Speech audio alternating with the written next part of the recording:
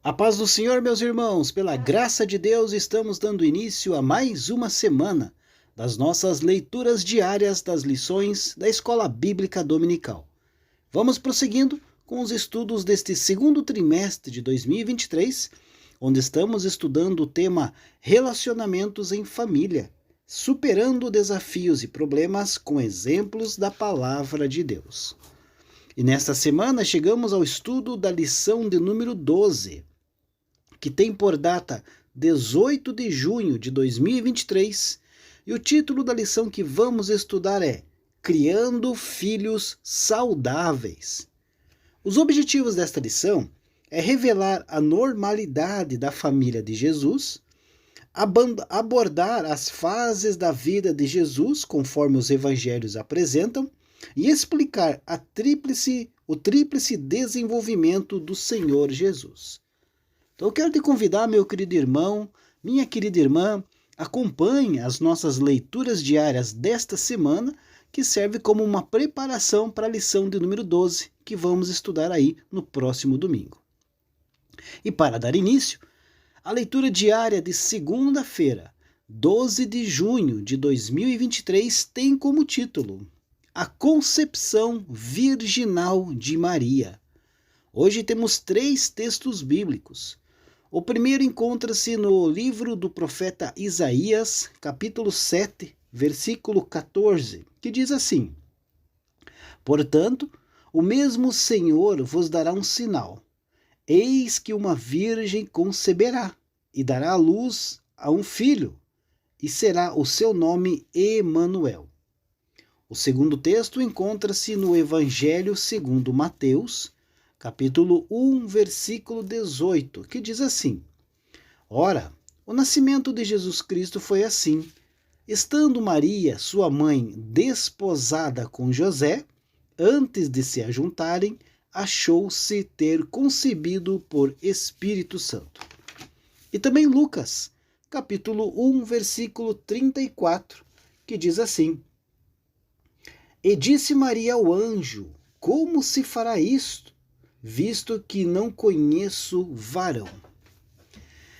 Queridos, esses textos que nós acabamos de ler formam aí a base da doutrina do nascimento virginal de Jesus Cristo.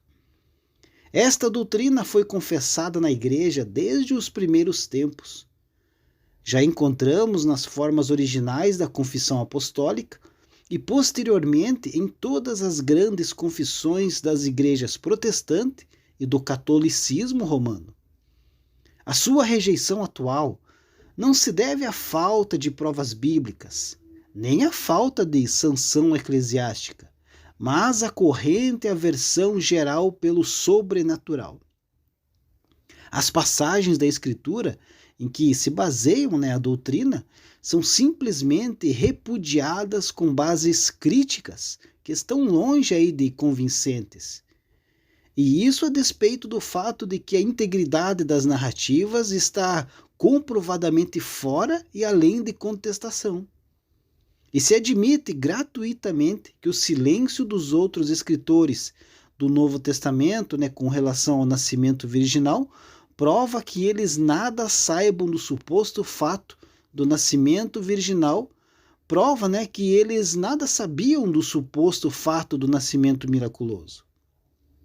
Todas as espécies de tentativas engenhosas são feitas para explicar como o conto do nascimento virginal surgiu e conquistou aí a aceitação geral. Alguns buscam aí a explicação nas tradições dos hebreus, outros nas dos gentios. Às vezes perguntam se o nascimento virginal é matéria de importância doutrinária. O grande teólogo e comentarista bíblico Brunner declara que não tem o mínimo interesse pelo assunto. Ele rejeita a doutrina do nascimento milagroso de Cristo e sustenta que foi puramente natural, mas não está suficientemente interessado em defender extensamente a sua opinião.